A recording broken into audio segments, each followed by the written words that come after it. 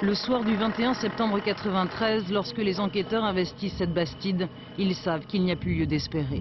Au fond d'un puits, le corps de la petite Karine Volker, 8 ans, disparue depuis 9 jours. Violée, assassinée.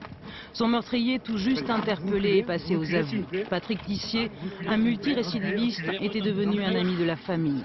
Dans l'après-midi du 13 septembre, il va chercher Karine à l'école. Elle n'en reviendra jamais. Tissier expliquera son geste par une pulsion, une envie subite de violer. Au début, je n'y arrivais pas à croire que c'était lui qui avait pris Karine. J'ai toujours douté, j'ai dit non, c'est pas possible.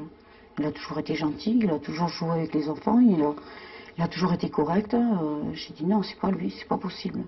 Il n'a même pas de peine, il n'a même pas de chagrin. Pour lui, c'était comme s'il avait fait quelque chose comme un gamin qui avait cassé un jouet. On n'arrive pas à comprendre ça, on ne peut pas imaginer qu'un être humain et normal qui puisse faire une chose pareille. La maman de Karine ne connaissait alors ni le passé, ni la dangerosité de l'homme qu'elle côtoyait. Déjà condamné 2 fois pour meurtre et pour viol, Tissier, tout juste sorti de prison, savait se rendre aimable.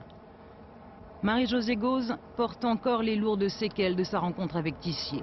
Elle est l'une des rares rescapées de sa folie meurtrière. Elle aussi était en toute confiance jusqu'au 10 septembre 93. À un moment donné, il s'approche de moi et puis il me dit j'ai envie de coucher avec toi. Et c'est parti comme ça.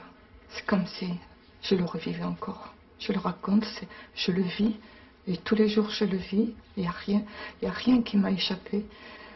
C'est quelque chose qui est marqué, qui est ancré dans ma tête. Je n'ai que ça dans ma tête. Étranglée, estropiée, Marie-Josée Gauze a frôlé la mort. Mais elle tient aujourd'hui à affronter son agresseur dans le box. Tissier, qui quelques jours auparavant avait également violé et tué Concheta Lema, sa voisine de palier. 2 meurtres et une tentative en 1 mois. Pour les psychiatres, il n'aurait aucun remords et serait incurable. Tissier, lui, rétorque qu'il n'a jamais été ni aidé, ni suivi pendant ou après la prison. Ce sont ses crimes et son parcours qui ont inspiré une nouvelle loi, la perpétuité réelle pour les violeurs et meurtriers d'enfants.